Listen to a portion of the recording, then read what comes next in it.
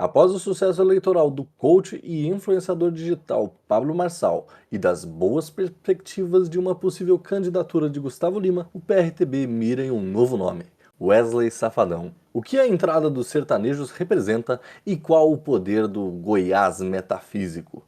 Eu sou o Guilherme Moura. Eu sou o Lucas Rett. E eu sou o Pedro Penelas. E esse é o Degrau da Política.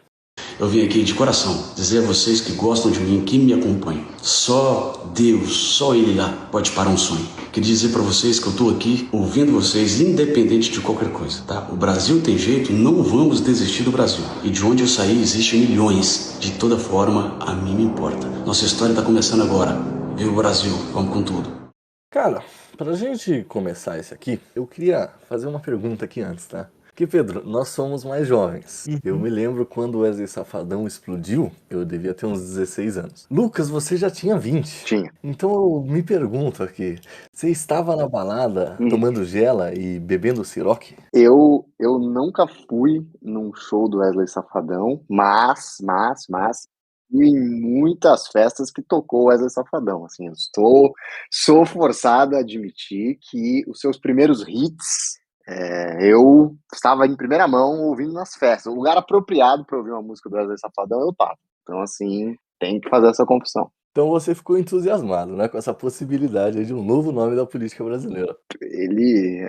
O Wesley Safadão, Gustavo Lima e todo esse movimento de cantores e artistas se aproximando da política é bem curioso, né? A gente estava falando um pouco sobre isso em off, de como muda um pouco o perfil desse partido que tenta atrair o candidato mais midiático, né? Até a palavra midiático já associa a personalidades da televisão, né? A gente sempre pensava em apresentadores de TV, um pouco o Datena sendo candidato pelo PSDB em São Paulo. Você vê que o PSDB é anacrônico até na escolha do seu candidato midiático, né? Para você ver que é um partido, como a gente bem falou no último programa, parado num determinado momento da história política brasileira.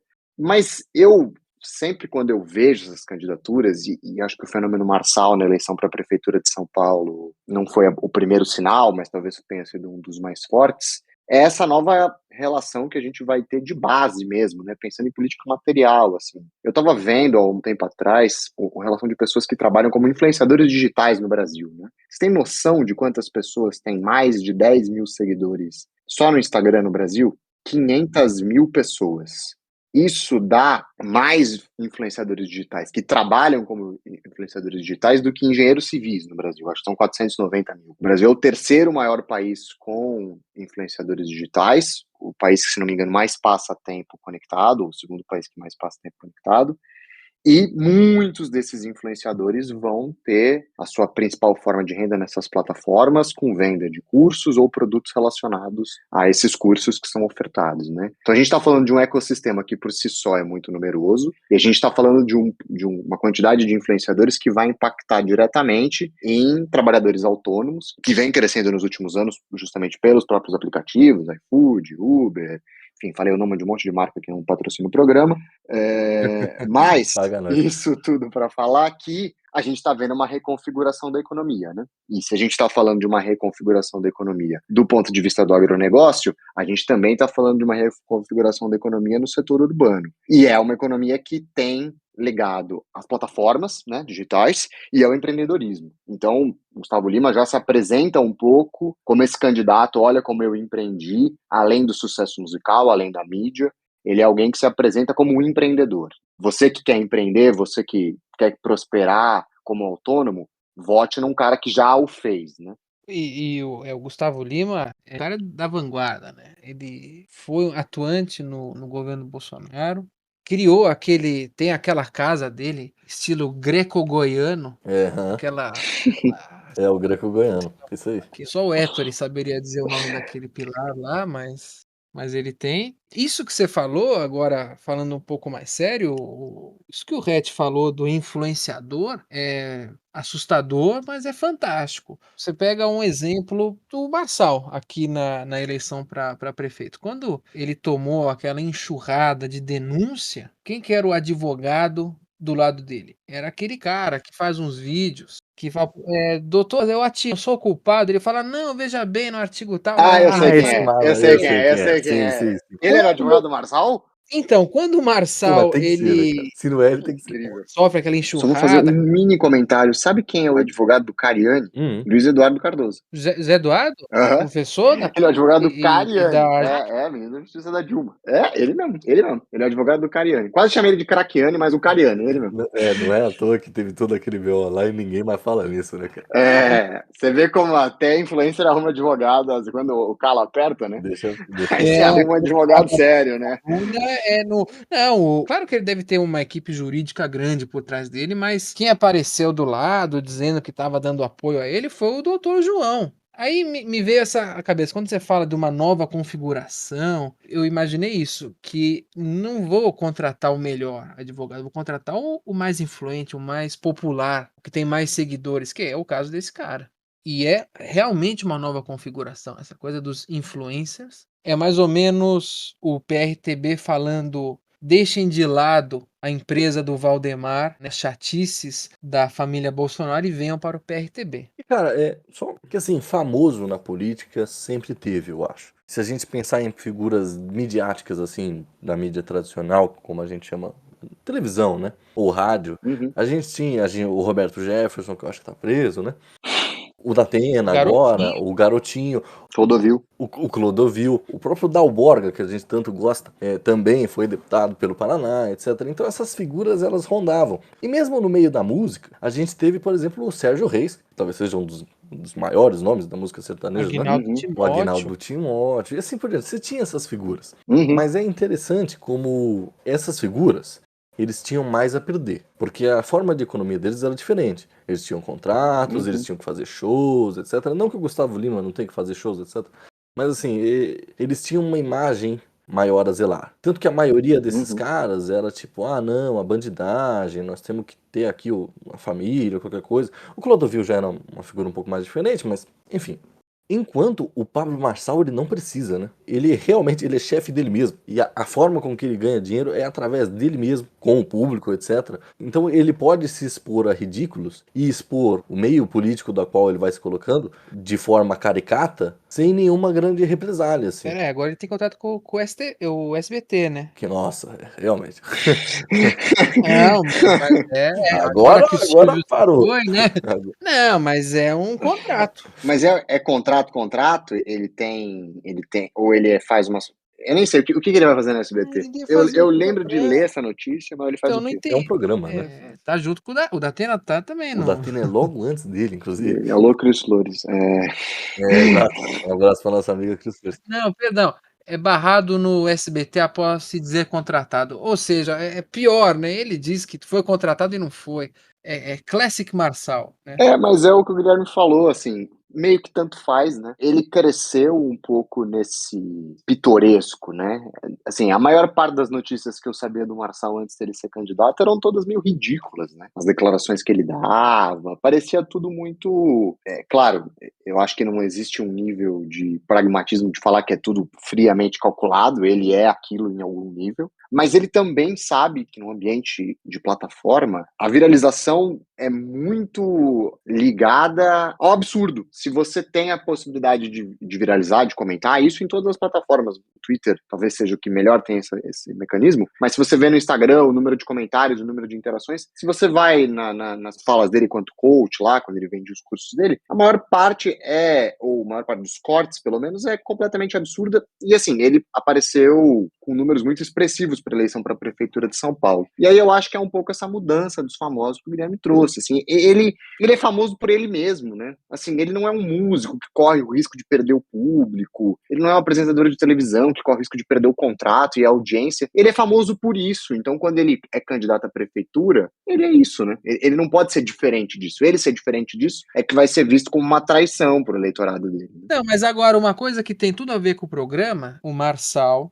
presidente de honra do PRTB, que eu descobri isso, quer conversar com o prefeito de Sorocaba, que é a junção dos dois, né? Ele é um influenciador e um político. Eu tô vendo vários thumbnails no Twitter, no YouTube, você mandou também, desse cara, e eu tô me recusando a ver. É isso mesmo? Não, é interessante, cara. Eu vi muito meme disso, porque ele bombou nas redes falando de Sorocaba, como Sorocaba é maravilhosa, e ele é um cara bom de comunicação, fala com... Eu confesso que eu olhei antes de ver que era um meme, eu falei, pô, o que esse cara tá fazendo em Sorocaba? Cagou na cabeça do Bombou, assim, fez um sucesso, aí os caras brincando, o cara do Instagram falando assim, tô indo aí pra Sorocaba, aí atrás é Paris, uma coisa assim. E ele é do Republicanos, né? Chama Rodrigo Manga, o prefeito. Rodrigo Manga do Republicanos. Eu particularmente acho que ele tem uma leitura errada. Ele fala que o Tarcísio vai sair candidato à presidência porque ele quer o cargo de governador, o Rodrigo Manga. Tá bom. O Rodrigo Manga, já que a gente entrou nos meandros da política, né? Eu vi agora que ele era conhecido como missionário Rodrigo Manga. E agora ele é só Rodrigo Manga. Então, ele também é alguém que parece estar... Fumando pra ele. Todos os potenciais eleitores de direita ele tem tentado se aproximar, né? Agora ele tem essa nova roupagem aí, influencer. Bom, e aí é interessante como esse movimento tem começado através de um partido pequeno, como o PRTB. Todo mundo conhecia o PRTB por causa do Levi Fidelix. Era um partido personalista do Levi Fidelix, teve muitos problemas, assim, outros quadros do partido reclamando de uma mão firme do dono do partido e assim por diante. Quando o Levi Fidelix morre, o partido vai caindo de mão em mão até nós termos o Marçal como presidente de honra, e esse partido que era minúsculo, de repente começou a ter projeções de pesquisas eleitorais falando se o Marçal não correria à presidência com uma votação expressiva, etc e tal. E agora buscando mais nomes desses novos agentes políticos que a gente tem falado. Inclusive o partido tende a mudar o nome para Brasileiros, que é um nome terrível, mas que funciona muito bem para essa base. O que eu acho que também explica um pouco a questão da reforma eleitoral, né? O partido com o Levi Fidelix parecia muito ancorado nessa noção de financiamento privado de campanha, sem cláusulas para participação nas candidaturas. Eu sei que tinha algumas regras que pediam participação no debate, tempo de televisão, mas de maneira geral era dado algum recurso para esses partidos, até esses partidos nanicos, nos pleitos municipais, estaduais e federais. E com a reforma eleitoral a gente vai ter muitas cláusulas de barreira, o que vai diminuindo um pouco esse aspecto um pouco mais personalista dos partidos. Ainda assim, nós temos muitos partidos no Brasil, mas a reforma eleitoral ali no governo Temer visava justamente diminuir o número de partidos com representação na Câmara, e isso tem acontecido nas últimas legislaturas, né? E eu acho que isso passa muito pelo PRTB, assim, depois que o partido deixou esse aspecto mais personalista ligado ao Levi Fidelix e precisou se reencontrar na política brasileira, talvez ele tenha encontrado uma forma de ter expressão fora da representação tradicional da política, né? Porque o tempo de televisão do Marçal, por exemplo, foi inexistente. E mesmo assim ele conseguiu números muito expressivos para a Prefeitura de São Paulo. Então talvez seja um pouco da estratégia até de comunicação do partido. Essas figuras mais midiáticas, ainda mais levando em consideração esse contexto de transformação do que é ser famoso no Brasil, as mídias digitais e tal, eles já trazem uma própria plataforma, né? O Gustavo Lima já tem milhões de seguidores. Então, se ele sai candidato, mesmo que não candidato à presidência, mas candidato ao Senado, a deputado federal, ele quase não precisa do fundo eleitoral, nem do tempo de televisão para se promover, né? Que era um pouco o caso do Marçal, ele já se promovia pelas próprias redes sociais. Mas o PRTB parece estar lendo as transformações da política brasileira mais rápido, né? O Levi Fidelix já em 2014 aparecer com um discurso mais à direita do que ele mesmo se apresentava em todas as outras candidaturas, já mostra que ali ele tinha entendido que o eleitor tinha virado direita, né? E eu acho que isso é um movimento que muitos partidos que nem tinham um programa ideológico tão solidificado entenderam nos últimos anos, né? De que esse eleitor, ele é um eleitor fiel. E eles entendem que esse tipo de pauta que vai gerar uma discussão, principalmente no ambiente digital, hoje é uma sinalização de dever cumprido para o eleitor. Então, se você apresenta uma PEC, por mais que ela seja inconstitucional, mas que está ressoando com a sua base, isso significa que você tem boas chances de ser reeleito, né? Curioso como o PRTB parece ser um dos partidos que representa esse momento. Eu falei do Trump no começo do programa, não vou comparar jamais PRTB e Trump, mas como essas vitórias simbólicas parecem significar mais para um eleitor hoje do que uma política pública mais pensada em termos do século XX, né? Nós vamos construir aqui uma escola no seu bairro e isso vai atrair naturalmente as pessoas a votarem nos deputados, vereadores, prefeitos que podem ter materializado.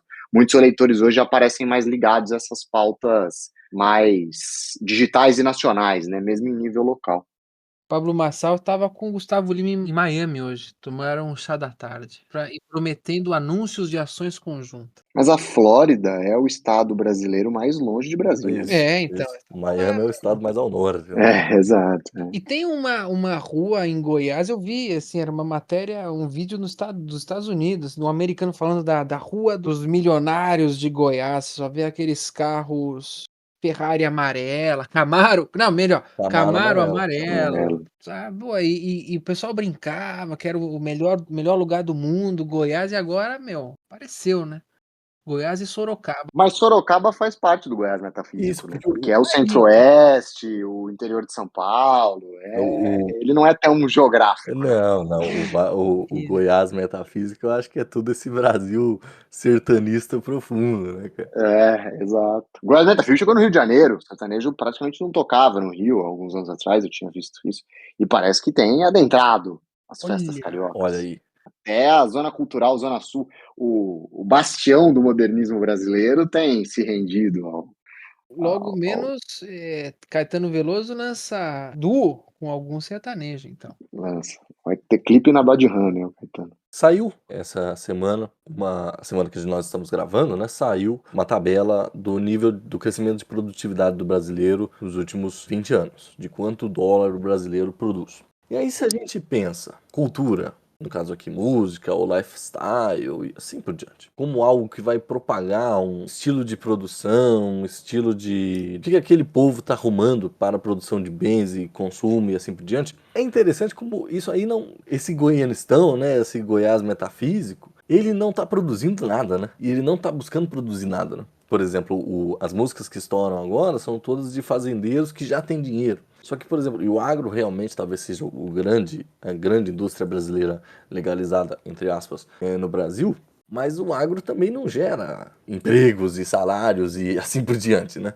Por sua vez, os outros músicos, até me lembro, no fim de ano da Globo, você tinha, na Globo e no SBT, que muita gente comentou no Twitter, que eram os dois Brasis. Porque enquanto na Globo você tinha ali a Anitta, no Copacabana e alguma coisa assim, no SBT você tinha shows de artistas sertanejos e essa galera aí do Goiás metafísico. E ambos não produzem nada, né? Então, assim, culturalmente, nós estamos rumando, assim, para uma não produção mesmo, né? Ou pelo menos assim, tipo, há um enriquecimento através de não produção. Eu acho que essa questão do cultural aí é um pouco natural de uma região que tem ganhado cada vez mais protagonismo econômico, né? Tipo, nós precisamos vencer esse debate no nível de cultura, porque a gente consegue até uma articulação política mais favorável. A gente chegou a falar do União Brasil. O União Brasil também é um partido que entende esse movimento do centro-oeste brasileiro como um novo polo dinâmico, tanto da economia quanto da política. E eu acho que a gente vê isso pelo movimento das lideranças do União Brasil mesmo. Mas pensando em termos culturais, assim, o quanto de cultura é produzida em termos práticos, de fato, assim, é um pouco uma produção de reforço de imagem, de estereótipos, enfim, mas de certa forma isso tem pautado, né? Assim, claro, a gente tem ainda outros núcleos culturais, o exemplo da Anitta, enfim, o Rio de Janeiro e São Paulo sempre foram capitais com uma produção cultural muito forte, assim, que ganham destaque. Mas a gente vê cantores sertanejos com números muito expressivos, rodeios pelo interior do Brasil lotados, shows em prefeituras com licitações lícitas e ilícitas, enfim.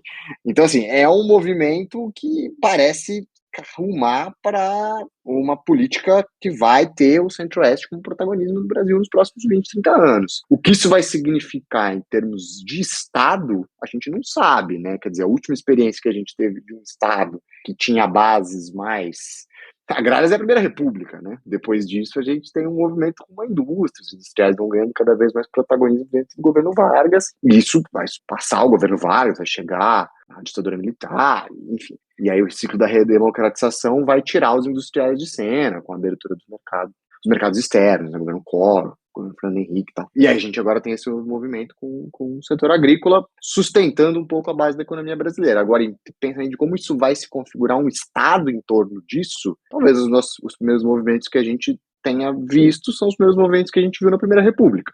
Descentralização. E aí, quando a gente comentou nos programas atrás que é a vitória do Brasil contra Brasília, né? Tá tudo meio conectado. E claro, só fazendo um adendo aqui de que, claro, os sertanejos eles sempre fizeram sucesso. O sertanejo universitário tá aí já há muitas décadas. Não se trata agora de, agora tem os sertanejos. Não, sempre teve. Mas é que agora os sertanejos eles passam a referendar ideologicamente uma indústria, né? Que antes você não tinha esse movimento. O sertanejo antes, ele vai das histórias tristes de boiadeiro pro cara que vai pra balada e pra agora o cara que tá vendendo um sonho. E o sonho, incrivelmente, é ir pra Balneário Camboriú.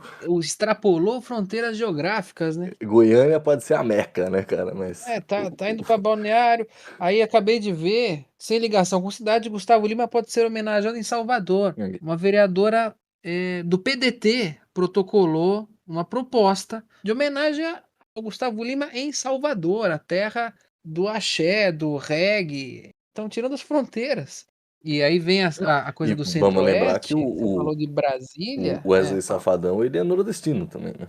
Mas faz isso parte aí. do Goiás Metafísico. Faz parte do Goiás É um Metafísico. cara associado à arquitetura greco-goiana. Não, o Wesley Safadão, ele fez muito sucesso na internet que ele gostava de Vikings. E aí ele tinha o cabelo longo e tal, tinha tudo aquele negócio. Então eu acho que ele já é uma versão mais germânica da parada. Boa. E assim, se ele for para o Senado com o coque de samurai, ou com o cabelo longo que ele tinha, remete a Neymar voltando com a Juliette e Olha, o som na caixa, né? olha. Neymar é Goiás O Metafísico? Neymar ultrapassa a barreira, né? Não, eu acho. Não. O Neymar não é Goiás Metafísico. O Neymar faz parte do outro grupo. Faz parte do grupo da Globo, do grupo da Anitta. Mas o Neymar se aproxima de membros do Goiás Metafísico, porque a sua famosa comemoração do Eu Quero Tchu, Eu Quero Tchá, É verdade, ela já é é do verdade. mundo do Goiás Metafísico. Verdade. A comemoração dele é Ele é icônica. venerado por todos, né? O Neymar, ele é o Brasil, né? O Neymar é o Brasil, cara. Ele une todo mundo.